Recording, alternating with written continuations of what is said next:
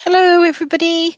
Thanks for joining me live. Every single time I play the introduction, I notice another error in it. It drives me absolutely nuts. So thank you, as always, for bearing with all my mistakes. I'm going to continue to remember to introduce myself. My name's Natalie Pillars, and I run Genealogy Stories, where I help people trace their family history. I also run the brand new Curious Descendants Club, which is all about helping a community of family historians to write their family history and to share their family history stories. And I'm joined here today by Naomi Clifford, and I know Naomi will do a much better job of introducing herself than I ever could, as always. So Naomi, please can you say hello and introduce yourself? Well, hi everybody, and hi Natalie. Thank you so much for inviting me today. Thank you for coming. To be here. Introduce myself. Okay, I am a history writer and journalist.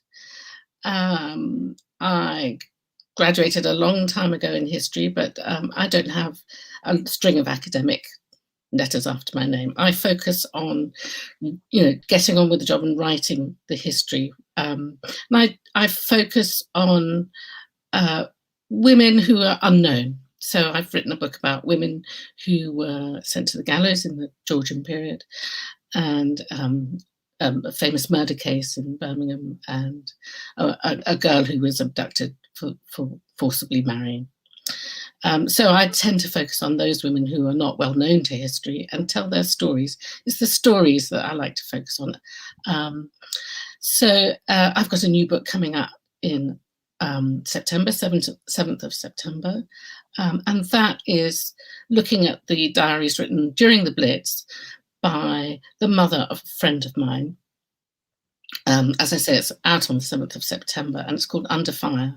And it really tells her story through her diaries. So I contextualize it.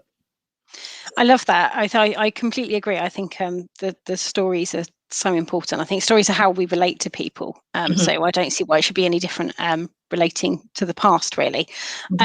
So you mentioned that the book was inspired by the diaries that you discovered. Was it you who actually discovered the diaries? And no, they were lent to me by a friend who a neighbor, and she had read some of them, but she hadn't read them all the way through. But she knew some of the work I do, and she thought I would find them interesting. She thought maybe I could make something of them. I think that's incredible. I think we forget that there are these little nuggets of kind of personal, or not even little, big nuggets of personal history tucked away. Yes, absolutely. And it takes some time to get through them often, or identify what they are. And years ago, I discovered a diary of my own grandmother, who she was an American woman, and she came to Europe in 1914, the summer of 1914, on a tourist trip around Europe. And she got stuck in Switzerland as the First World War broke out. And that little book sat in my cabinet for years before I actually opened it and discovered that there was this amazing story. So yes.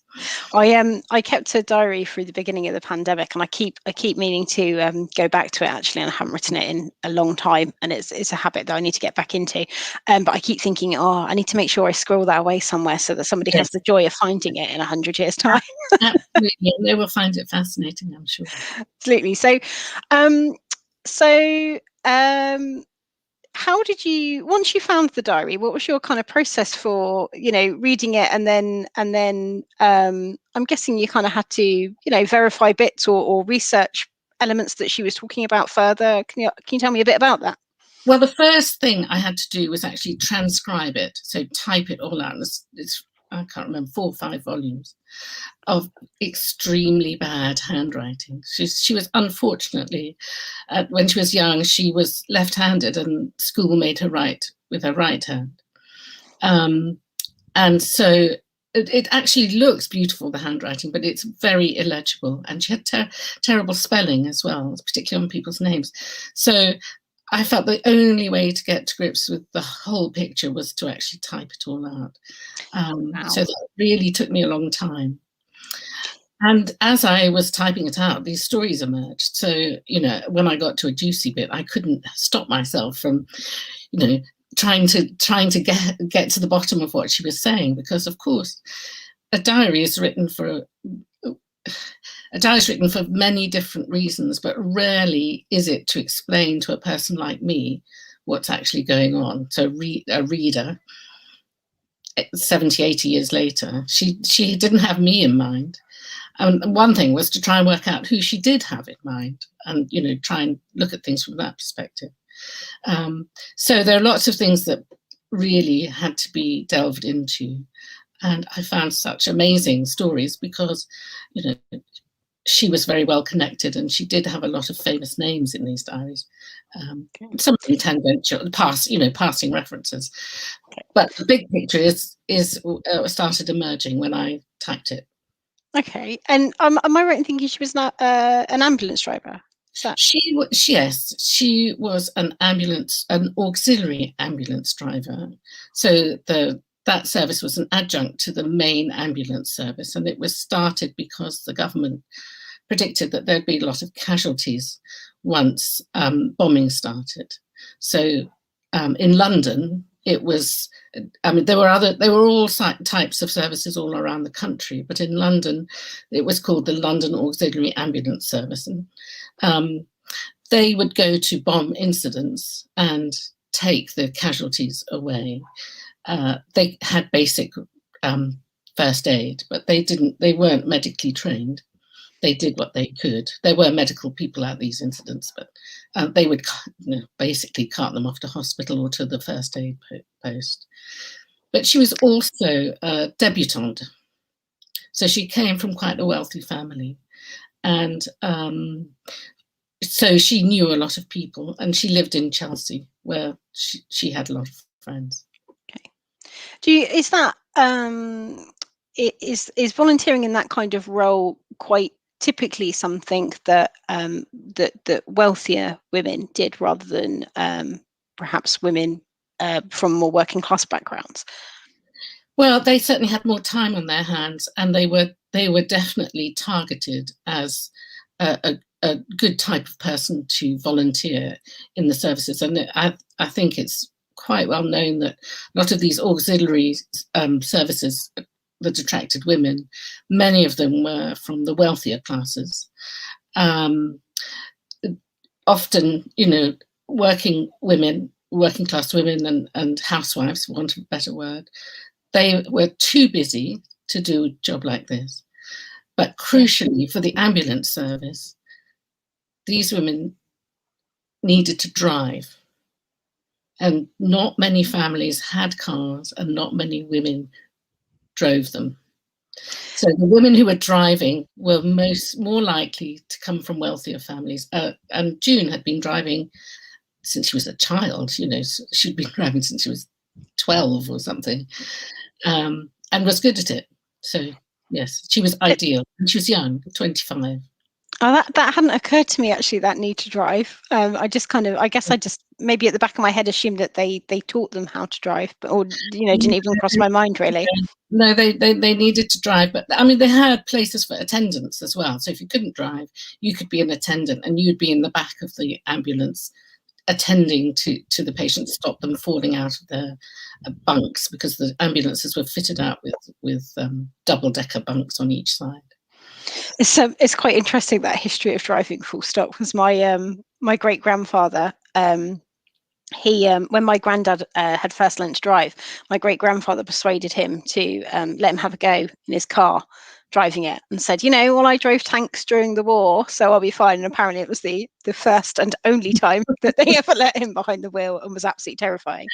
And when I got his war record, it turned out that he never drove a tank at all. So he'd obviously just made it up to get behind the wheel, which I think is brilliant.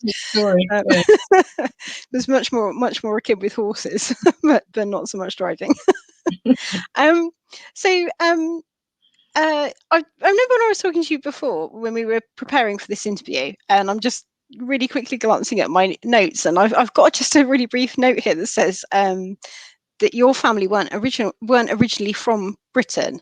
And I'd made a note to ask you Mm. how that helped you look at the British experience, perhaps with fresh eyes. And Well, that's as scant as my note is. So. I think it has helped me. My family came here in the 50s from the United States, and they settled here in London, and they never bothered to go home, basically. So I was born here. So there were never any anecdotes about the war as such. My father did serve with the US Air Force in Greenland during the war, but there was never any sort of family experience of the war on the home front. And, I lived in North London, and there were lots and lots of bomb sites, which we were very happy to play on, and nobody bothered, about any health and safety. But so I was, it was very present in my life, the war. And also I went to school with a lot of the daughters of Jewish refugees in North London. But I think coming at it from sort of almost outside does give me a different perspective on it. And I certainly was never persuaded by some of the ideas about the Blitz spirit, for instance, and how this generation that lived through the war were somehow different in quality to anything that had gone before or came after. I was very much aware during the research that the things that they lived through, we can scarcely imagine. But I do think that if we had to face the same, there's no reason why we wouldn't do the same things. People would volunteer, people would help, people would pull together. And I'm not trying to be romantic about that, but I think that I was never sold on the idea that the generation that lived through the war were somehow touched with a magic wand and made more brave than anyone else. So. Yeah, it's interesting, the Blitz spirit, because I quite vividly remember, covering the topic at school, and it was very, looking back, it was very romanticized, and very much. You got the idea that there were never any differences of opinion about perhaps how things should be done, or how rationing might work, for example, or people's thoughts on it, or and that kind of kind of a glossing of the past, I guess. Yes, it has been romanticized, and the whole Blitz thing has been romanticized. I think it was absolutely awful and terrifying, and I do think a lot of people were unable to show how terrified they were. But it was, there's you can't gloss how dreadful it is to have bombs falling on you. No. And I sometimes wonder whether we've glossed over that because it makes us feel more comfortable about current wars. Even though we might not be in that bomb zone, it makes us feel more confident about being the people that are doing the bombing, or That's a very good point. Yes, I do. But I think the government really wanted the feeling of community and Blitz spirit to be the sort of lasting impression amongst people that that they must pull. Oh, they did work together. You can't doubt that. But there were divergences of opinion, and even June, she was travelling up and down from London to her parents' home, would be on the train, and she would overhear people talking about things and complaining, and saying, I think it's easier to give in. So people were definitely wondering why they were living like this and how long it would go on for. And I think, particularly in the East End, they got the brunt of it. And I can only sympathise with the feeling that, that they were suffering more than anyone else, and really, was it worth it? We know it was. But I can understand that emotion. Yeah, no, I can too. I think it's really easy to forget that we know how long the war went on for, and when you're living something, you don't know how long it's going to go on for. But even when you've lived through something yourself, you lose that perspective very, very quickly. That that sense of unknown is quite Yes. easy and quick to. I only basing it on my own experiences of the pandemic. I look back at that diary that I mentioned, and there's a whole conversation I had with my sister-in-law that I recorded, where we were really, really worried about getting food for the kids, and we were panicking basically, and then trying not to panic buy because we know that you shouldn't panic buy, and then kind of panic buy because we were worried. But very, very quickly, I look back on that and laugh, and it's very quick to forget that actually when I wrote those words, I didn't know how long that was going to go on for, and that makes me relate to World War II. You know, you're living through something and you don't know when it's going to end. No, it was a very acute feeling, and I think a lot of people just subsumed it really, and you know, they were very practical minded, and they thought, oh, I'll deal with it later. So yeah, it was a very emotional time, but I get the impression that for some people it was really had to be tamped down in order to get on with things. Yeah, I mean, I'm guessing the experience must have been as varied as life is now and the way I experience things. I mean, I remember meeting an old lady at a bus stop in Portsmouth, where I lived for about 10 years, and obviously Portsmouth was quite heavily bombed, being a dock. And she told me that she had driven ambulances. I think it was ambulances. It was a long time ago conversation, but what I remember from the conversation was her saying how fantastic it was, and how they were some of the happiest years in her life, because she had this freedom that she'd never had before. And perhaps she was an old lady looking back at it with rose tinted glasses, but it was interesting. I think my woman June would say the same, because she was 25. She had come to London. She was living in a beautiful, big, crumbling mansion on the banks of the Thames at Cheyne Walk. And Roman Abramovich and Mick Jagger, they have part of that building, or they have had recently. So it's an amazing place. It wasn't what it is now, but it was a fantastic location with a lot of other young people. And she was having a great time going out. She was always, off to the Ritz or the 400 or the Café de Paris before it was bombed, and having out for drinks and dinners and dances and parties, all the rest of it. So that was fantastic. She was not living at home with her parents. She was sharing with people of the opposite sex, which was unusual at the time, and it was sort of permitted because they had a resident nanny who policed them all very strictly and successfully. So yeah, in that way, you can see that it was very enjoyable, and it gave you freedom, and you also met people of different ranks and classes and worked with them, and that really was different for a lot of the posher end of things, if you like. They were working alongside on an equal basis with people of different class, and it was and a lot of them saw it as an enhancing, growing experience. It enriched their lives, and they were being bossed by people who were their social inferiors, some of them. So it really, and I can't say that it permanently led to class, the end of class war, but it was a good experience for many of them. Yeah. That's really interesting. And do you think so?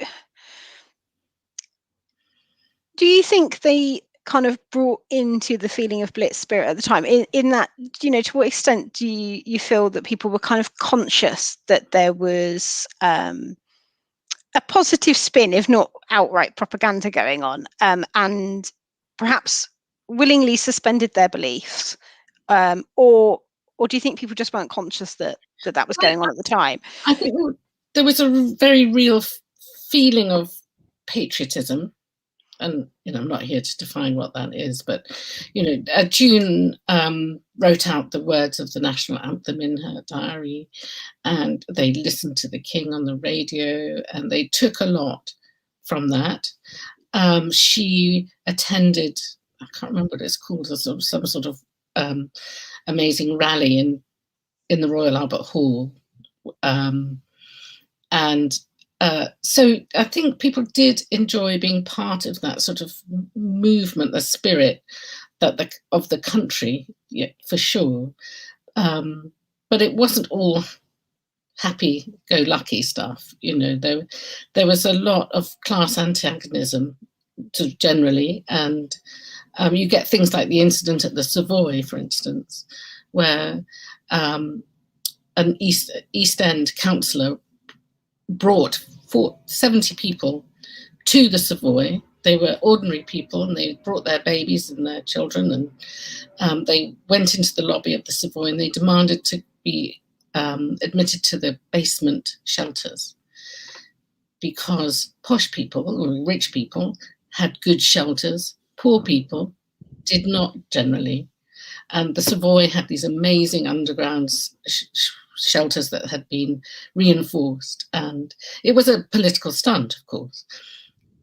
And the management, you know, there was a raid going on outside, so the management didn't think it was a good idea to force people out. They'd called the police, but in fact they let them in. But it really pointed up that there was a lot of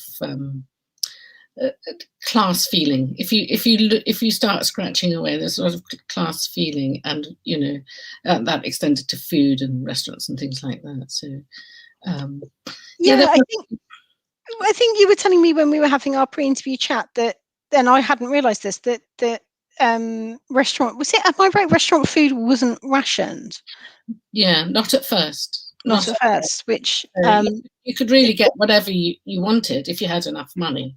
Yeah. I think it was May 1942. Let me look at my notes. Whilst you have a look, a couple of people have just joined to say good morning, Jane, who I know is on the other side of the world. Hi, Jane. And Caroline's just said hello as well. I just want to say hi, and please do comment along with your questions. And I can see we've got quite a few people watching as well. So please do feel free to comment with any questions that you have. So rationing, of course, was brought in to make people feel that it was fair, but actually it wasn't at all fair. Because just like clothes rationing, which came in a bit later, you know, if you had a good stock of clothes to begin with and you lost a few, that was fine. You know, say you got bombed and you lost half your wardrobe, you still had clothes. But for poorer people, they got bombed, everything disappeared. So there wasn't really any kind of fairness in that way. But with food, yes, you could go to a lovely restaurant in London and have a slap-up meal and pay, and anything that you if you had an estate, you could bring your pheasants or your rabbit or something, give it to the chef to be cooked. It wasn't until May 1942 that there was an actual price limit set on your meal. So you couldn't spend more than 5 shillings on 3 courses. And I think slightly earlier than that, the rule was you couldn't have meat in more than 1 course. So you couldn't have a meat starter and a meat main. But you could, on top of your 5 shillings, you could have your coffee and your wine and your champagne and your, you know, your, if you were in one of the big sort of hotels, there was a sort of entertainment, so you could have anything that you liked in that way, which is quite incredible, really, isn't it, when you sit back and think about it. I mean, I remember this this kind of infamous story about my great gran making marmalade using carrot peel. And using all her sugar rationing on making this marmalade, and her husband taking 1 bite of it and throwing the whole lot on the compost, and her being absolutely livid. And obviously that experience must have been very, very different to somebody who could afford to go out and eat out for dinner. Yes, absolutely. The government was aware of this, obviously, and they launched all sorts of schemes to try and teach you how to make the best of what you had. They launched a thing called British restaurants at the Savoy. So I think it was at the Savoy, but Churchill basically signed off on a scheme to establish a series of restaurants throughout 100 towns, I think, in Britain, where people could get a cheap meal. I can't remember how much, 1 and 9pence or something, very reasonable amount. You get 3 courses of not very nice sounding food, but it was very fit and nutritious. And then you had things like the Minister of Food launching, whose name is Lord Wilton, so you get Wilton's pie. Yeah. which was vegetables and pastry or mash. And I certainly remember being given this at school. Years later, I've got to say, I'm not that old, but you know, the cooks would have lived through the war, and they made this Wilton's pie on Fridays of all the leftover vegetables.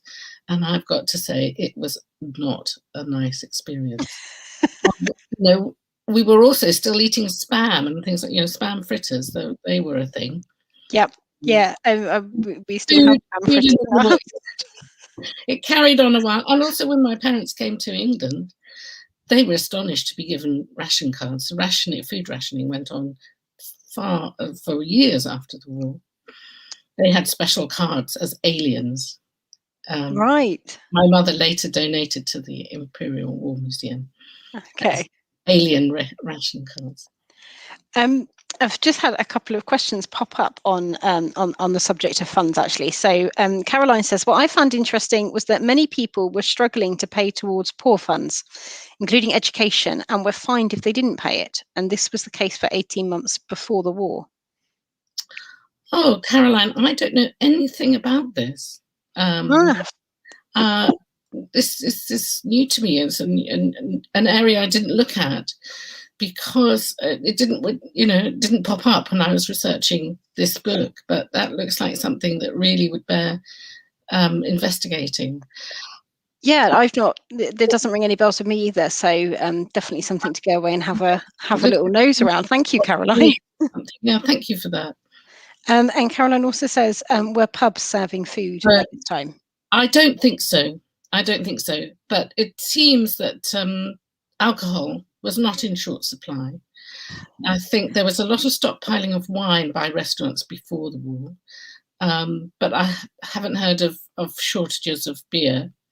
Okay. But no, as I understand, they're just snacks. I expect, a bit of crackling or pickled eggs, but not meals. They wouldn't serve meals. No. It's interesting how food obviously would have varied depending on whether you live in the countryside or the towns. I remember hearing a story about families in towns. I think it was in Kensington, actually. I think when I was researching my own family, all pooling together to buy a pig and feeding the pig on scraps. There was a film with that guy from Monty Python. Maybe that's where I saw. I'm sure I read something, but it might have been something like that. But I only think in Kensington, because I know they used to call it the piggeries and the potteries, and I'm sure I remember reading about this kind of article that said return to the piggeries because some people had pulled together to buy a pig. I'm sure, but I might be misremembering. But yeah, that idea that you could pull together, buy a pig, feed it off your scraps, and then all take it part of the spoils in a town. Very good idea. Yeah, whereas obviously in the countryside you'd have had nettles and wild garlic and all the berries and all the joys of living in the countryside to help, I guess. Brian's just saying, I remember my aunt telling of the ultimatum she gave to your children: if they wanted cakes, they wouldn't have sugar in their tea. Yeah. The sugar was very much rationed. Yes, anything coming over from overseas was, at a premium, of course. And I guess all the sugar was from sugar beet at that time. So that, there was not stuff coming from the West Indies, for instance. Yeah. Risk. Yes. Yeah. And Caroline's also just said I guess people were already skilled in making wines from foraged items. Yeah, and that's probably true. I mean, we make elderflower wine sometimes down here, and and nobody then drinks it. And some of these things are delicious, and we've forgotten how to make them. But I don't count spam amongst those things. No, I've always wanted to do an experiment of trying to live off of rationing for a month and seeing, what it was like. And then I can't get my maths is so appallingly bad that I cannot get my head around the measurements. So it's never happened. Convert them all to metric first, and then I imagine you'll be all right. But when you look at the amounts, it's really not very much. No, it's tiny. It's tiny. But I think vegetables were not rationed. Yeah, which is okay as long as you've got room to grow them. But but then, having said that, there were a lot more allotments, I'm guessing. And in towns there were supermarkets. June, my diarist, talks about going to Sainsbury's on the King's Road, which of course is still there. And what she did, because she lived in this big house, there was a canteen. So she handed over her ration card to the woman who ran the canteen, and that woman did all the shopping from the ration cards in her possession. So there was a lot of pitching in with that. And but then, she could go home to her parents in the countryside, and, she never complained about not having enough food. But that's really because she was well off enough to afford it. Yeah. So also you mentioned about the differences in shelters as well. It's quite shocking, really, when you realise how bad these shelters were and how vulnerable the people are who were in them. So she lived in this mansion, as I said, and they sheltered in the hall in the middle of one of the residences within this mansion, or they went down to the very copious basement. But if you were an ordinary person living in Chelsea, and it was a very much more mixed population then, there's some fantastic sort of red brick mansion flats just around the corner from where she lived. The shelters were concrete huts on the pavement level. So they were just like a big square hut, and you would go in there, and they were not designed to be lived in overnight. They thought the bombing would be in the daytime so the pilots could see, but in fact most of the bombing during the Blitz was at night. Yeah. So you'd have to be in there for hours and hours and hours, no proper toilet facilities. And of course, if a shelter like that got a direct hit, it was absolutely catastrophic. And that is what happened on the second day of the Blitz in Chelsea. One of these shelters took a direct hit, and it was appalling. It was. Yeah. Am I right in thinking that certainly in the beginning, the sheltering in the underground is something that's been mythologized, because originally they closed the underground. They didn't want people sheltering underground. They thought it would breed a sort of a shelter mentality of doom and gloom. So, rumours would spread, and unhappiness would spread. And I think actually the people in the ordinary shelters were very distressed because of the conditions and also the fear. But yes, the underground was closed, and then you get that incident in the Savoy when people turn up and demand to be let into the basements. And that contributed to a change of heart about the underground. And they started opening them up. And sometimes before they were officially allowed in, they would just break the locks and open them up and run down to the shelters, or buy a ticket and go down to the platform, never leave, that kind of thing. Yeah. But after they were allowed to shelter in the underground, then they began to build proper facilities. And you get one of June's friends worked with the Friends ambulance unit, who didn't just do ambulance work, but they did sort of kind of community work and social work and medical assistance work. And they were down in the undergrounds, and they were quite efficiently run. So it wasn't just a free for all. There were rules, and there were, as I say, there was toilets and various things. So. And is that where you'd have an air raid warden potentially? I don't know. Kind of regulate those rules, or the air raid wardens, I think, were more on the pavement level. So they would go around, and they would on their bikes often, and they would report incidents. They would report fires from incendiaries, and they would go out to incidents that they were aware of, and they would tell people to keep to the regulations. So if you were showing a light, if your blackout curtains were letting out light, they would tell you off, and possibly take you to magistrates' court for showing a light and not being efficient in your blackout. Yeah. So they were more on on the surface, but in the underground you get the Friends ambulance units and other groups who are running them. I can't say for sure, but I imagine the WVS, the Women's Voluntary Service, were down there too, and perhaps the Red Cross. Okay, yeah, that would make sense, wouldn't it? I guess. So when. So all of a sudden you've got you well, it's not all of a sudden, is it? Because you've got a year before. Is it a year before the Blitz happens? So yes, the Blitz started. The big push for the Blitz was the 7th of September. There were raids before that. There was big raids on the 25th of August. So you get the Battle of Britain and the beginning of quite a lot of raids in that summer. Okay. But, on the 7th of September was this massive raid on the East End. What happened was the Germans sent over one load of planes and they dropped thousands of incendiaries. And then that raid ended and people came out of their shelters. They thought, oh, God, that was awful, but okay, back to work sort of thing. And what they didn't realise was there was another wave coming and the incendiaries were there to light up the landscape for the second wave of heavy bombers. And they did massive amount of destruction. So from that day, there were, I think, 57 consecutive nights of bombing. And I think there was one night when it wasn't too bad because the weather was terrible.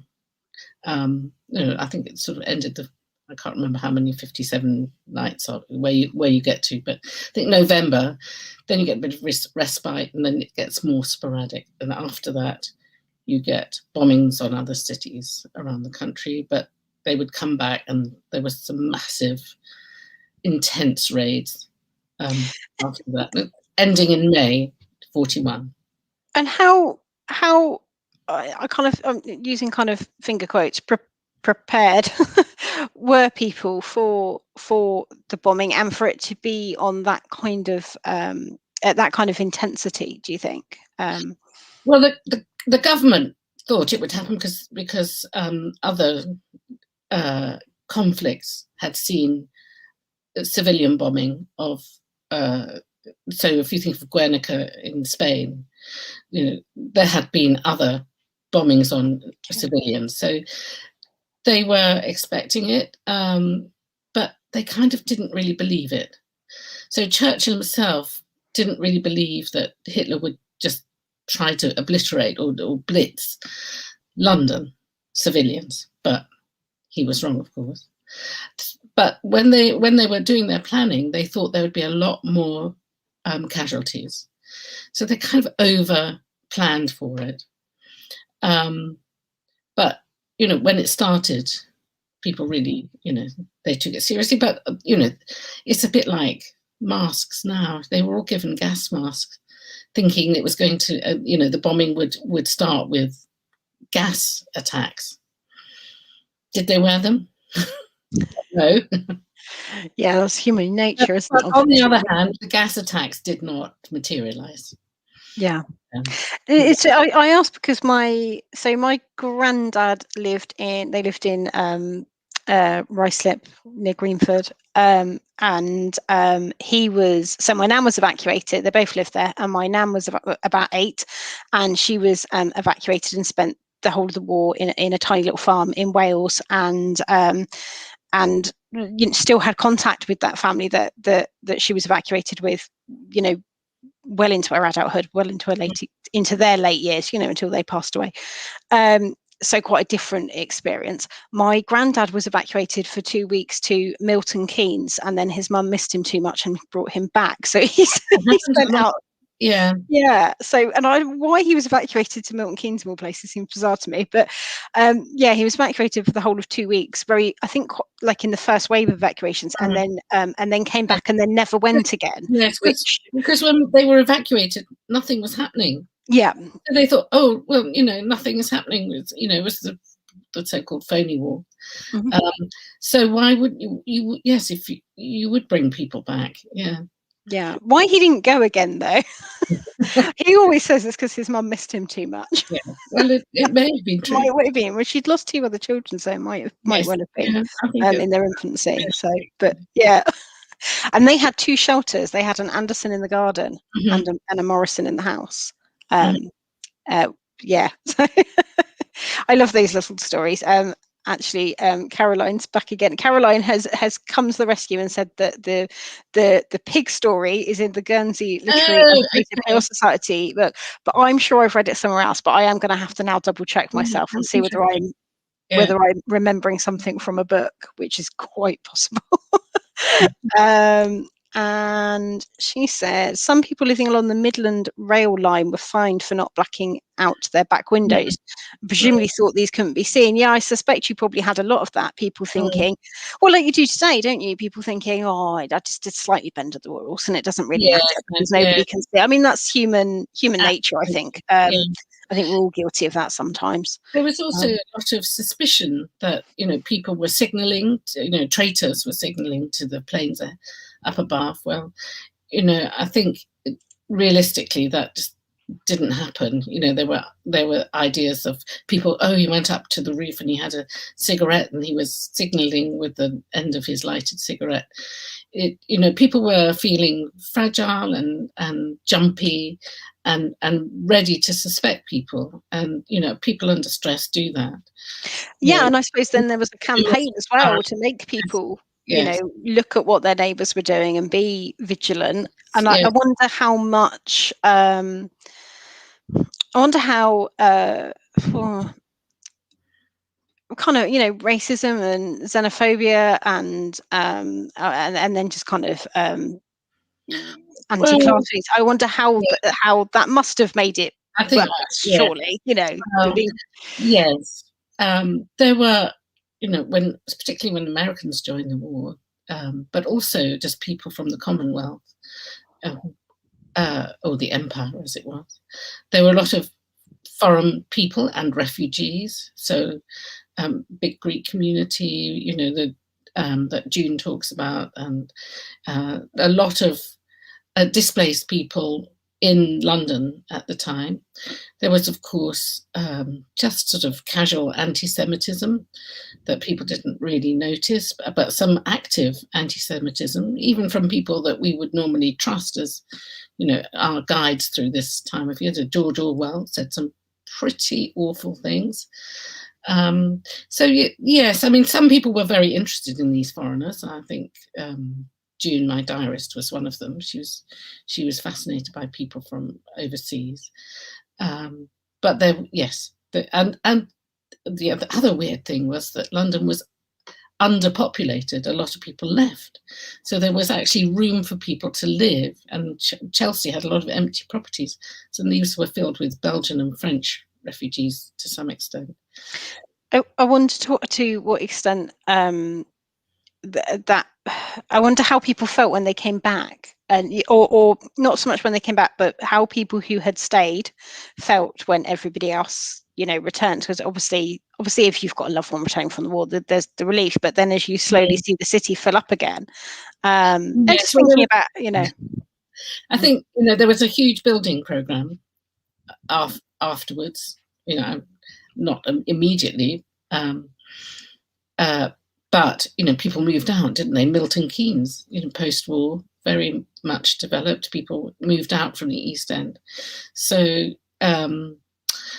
London did fill up, and then you get places sort of changing their character. Chelsea, that had been once very mixed and full of these refugees, they move on, and then it starts to change characters to some extent.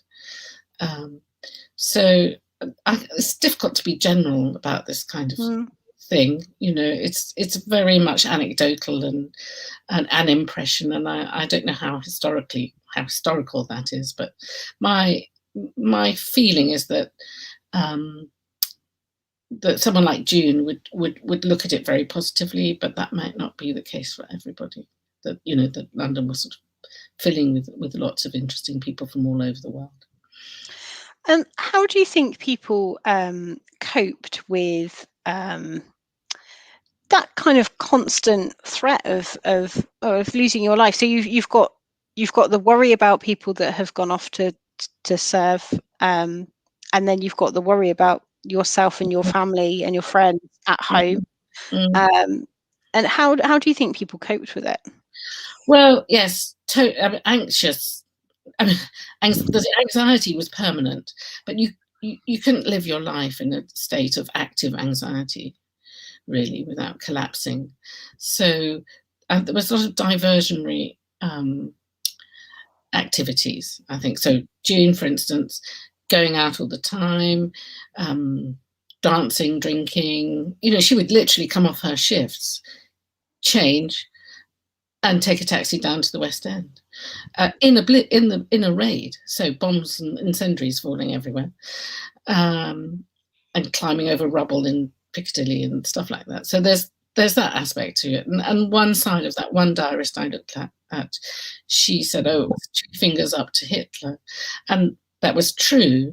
But there's also something desperate about it, sort of over drinking and over burning the candle at both ends. And if you look at, well, as I did at June's diaries, you just wonder how she got up in the morning to go on her shift again, because it was constant activity. So that was one thing to sort of keep it under control.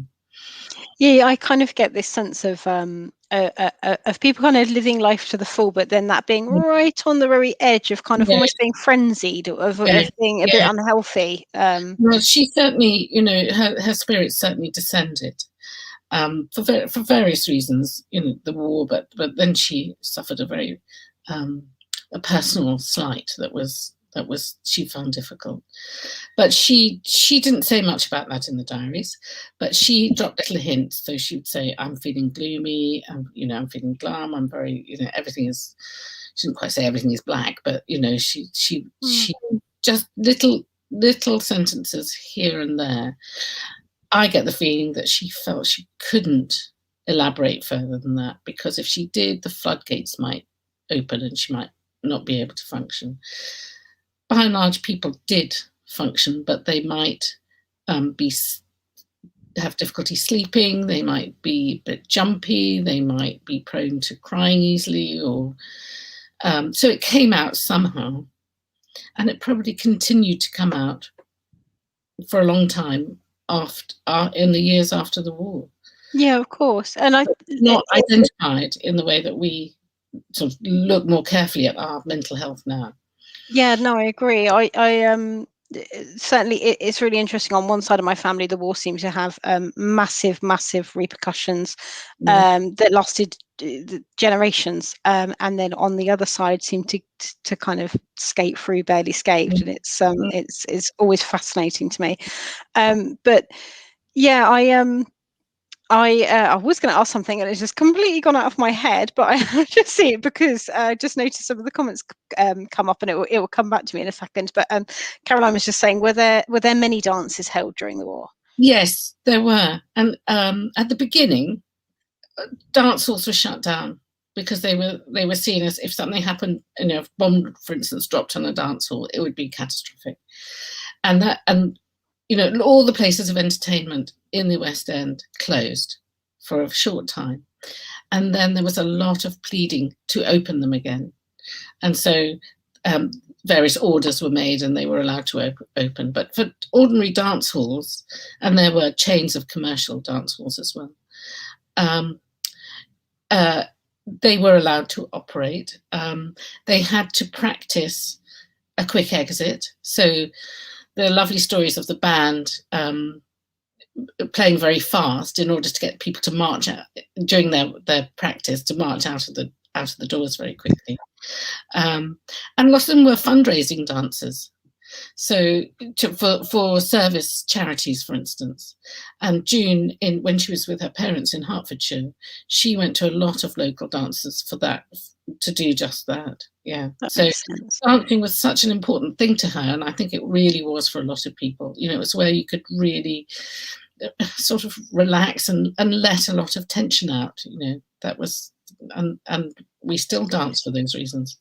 Yeah, I remember what I was going to say, and it relates actually. It was that, I think sometimes we forget that as well as having the war going on, people also had their everyday, ordinary lives. They were falling in love and falling out of love, and people were, dying of old age and having babies and all the things that, Yes. make up an everyday life. So to say, well, we're shutting dancing and we're shutting it 4 years. I mean, we've just gone through a lockdown. We know what that feels like for Yes. even a short time. Yes. It's not sustainable in a way, is it? I guess, but especially when you've got all these extra pressures of fears going on. Yeah, that aspect that ordinary life continues on, just humming along in the background, absolutely true. And that was a revelation to me as well. I thought everyone was only thinking about the war for 24 hours a day, and actually that wasn't true. No, I think it's impossible to sustain that. I think even when you're a really anxious person and you're suffering from acute anxiety, okay, no, maybe not acute anxiety, but I guess there's still other things going on in your life. It's quite hard to sustain in a way. Yeah, you have to hold on, really. Yeah. So Sue just said a consequence of bombing in Birmingham was a housing shortage, and my grandparents ended up living with in-laws for many years afterwards.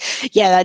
I have similar stories in my own family tree. So yes, they were indeed housing shortages. Yes. I mean, some of the rebuilds were great though. I mean, you've got a lot of concrete too. and prefabs. Where I live in South London, until just a few years ago, we still had prefabs up at the Elephant and Castle, and they were so beautifully done. They've got great towers built on them now, but they were lovely to see. Really, they were, for lots of people, loved prefabs. Yeah, and there's a few sort of 1950s to 1960s houses here, and their gardens are massive. They're much bigger than the houses built in the sort of 90s. Yes. Oh, for sure. Yes, the proportions were very much more in a way. Yeah. And Caroline just saying we had lots of prefabs in Wellingborough too. And also Caroline saying many women having babies as a result of short-term relationships with soldier and mixed race babies being born. Yeah, absolutely. And a lot of what you might call illicit sex, or for the times, risky sex for the times that might result in a pregnancy. And I think it was I can't remember who it was. Who said that London was just one big double bed. I'll have to look it up. My diarist did not have a lot of risky sex, but it was certainly going on around her. And I mean, there was again that feeling, we might die tomorrow, so why not? Yeah. No, absolutely. Yeah, I don't blame them at all. How did we talked about sort of some of the kind of different experiences, but how did people help each other, do you think? What kind of things did people do? Or is there anything from June's diaries that surprised you about how people helped each other or came together? Well, it's interesting, isn't it? Nothing stands out except for her service in the ambulance, in the ambulance service. And for a long time, there was no real compulsion for civilians to do anything at all. It took a while for the regulations to kick in, where men of a certain age and women of a certain age had to sign up for something. So it took her a while to join up, because she really thought about what she should do. There was a handbook that had all the services in it, and you could sort of flick through it and choose which one you thought you might be best at. But it's interesting, you try to help and then it all goes wrong. And her sister, for instance, joined the Women's RAF, the RAF in Liverpool. And she came back home after 2 weeks because it didn't, she couldn't get on with it. She couldn't with it, and that was allowed. You were allowed to leave if it was really not for you. and then she joined the Land Army, and that didn't really work out either. And then she did something else. So people had to feel their way towards what was the best thing for them to help. And then there was the element of compulsion that came in, and and after the big raid on the city, there was a lot of, you had to do fire watching if you worked. You had to take your turns fire watching, which people hated because it was it quick. Then you had to look up all the time. And I think it's boring as well. Because if there aren't any fires, it's quite hard to maintain concentration for a long time looking for something that might happen, isn't it? But I think the contribution thing is very personal, and some people are not suited to working in a team in a certain way. So I think most people did what they could and gave what they could. Yeah, sure. And some people, the very thing that they're best at is just being kind, or just being a shoulder to cry on, or being that person that comes around with a cup of tea, and that's quite hard to quantify. And yet it makes a big difference. They're the person that smiles at you in the street when you're feeling depressed, and those kind of things are so tiny, and yet can make such a big difference to our lives now. So I'm sure it would have been the same then. So Caroline's just asked, and just before I read out the question, I'll just say, if anyone has any last questions, please do pop them in, because we'll start wrapping up now, because I've kept Naomi a whole hour. So Caroline says, how do people keep in contact? My grandmother was an American officer who was blinded, and my grandmother was pregnant, but she wasn't told. So how would her family know about it before her? Just going to reread that. So how do people keep in contact? My grandmother was an American officer who was blinded, and she was pregnant but not told. I think I'm misreading your question, Caroline, or missing some of the gist in the typing. But interesting a question. And just reading through Jean's diaries, letters, and dropping around with notes. Telephones were rationed. So calls were rationed, I think, to 3 minutes. Certainly long distance calls for 3 minutes. Okay. So she talks of lots of calls to the house. There's obviously some communal phone there. People taking messages for you and passing them on. But definitely letters were a huge part of it, and they did get through. Presumably they had telegram as well, or was telegram? Yes, I shouldn't forget that. Telegrams, most definitely. So a telegram might say, "I'll meet you at the Mirabelle at 7 o'clock," and off you go. Or I think that, or you'd call round to collect someone and then go out together. But definitely all of those lines, or everything except the internet, really. Caroline's just come back to say it's her grandfather was an American officer who was blinded, and her grandmother was pregnant, and she wasn't told that he'd been blinded. But how would her family knew about it before she did? But maybe he got somebody to telegram, or write a message. And Jane said, and quite rightly, lots of postcards too, which postcards are fascinating. Postcards, most definitely. Yeah.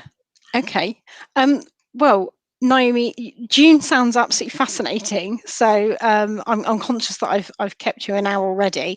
But tell us, what's the book called? When's it out? And where can people go and find it? Okay. So the book is called Under Fire: The Blitz Diaries of a Volunteer Ambulance Driver by Naomi Clifford. It's published on the 7th of September, which of course is a significant date. And you can find it on Amazon, on print, and it's also an ebook. So it'll be a Kindle book, and it'll also be on all the other ebook platforms. So do read it. I'd be very interested to hear what you think of it. Yeah. I certainly will. It sounds brilliant. I can't wait to delve into it. There's nothing like reading about, the words that somebody who was there and lived that experience, put down to paper when they were on their own in the most private moments, is there? There's something so special about that, and so rare. I should also say that my website is naomiclifford.com. I'm on Twitter and on Instagram. mainly, and a bit on Facebook. Great. I will make sure that there is an accompanying blog post with this episode, as always. It will probably be www.genealogystories.co.uk, and then when you go there, there's a tab that says Twice Removed, and then all the latest blog posts are there, but it will probably be something like /Naomi Clifford, so nice and easy for everybody to find. That will have details about Naomi, her book, and any of the other resources that we've mentioned. I'll go check out the Guernsey Literary Society potato peel story and see whether I'm actually losing my mind and have just taken something from fiction and made it into non-fiction, or whether I've actually read that somewhere else too. So yeah, thank you ever so much for joining me, Naomi. It was a real pleasure, and I feel like I learned a lot. For great questions. Yeah, thank you. Really interesting. Yeah. Okay. Thank you, everyone, and I will see you in a fortnight. Bye.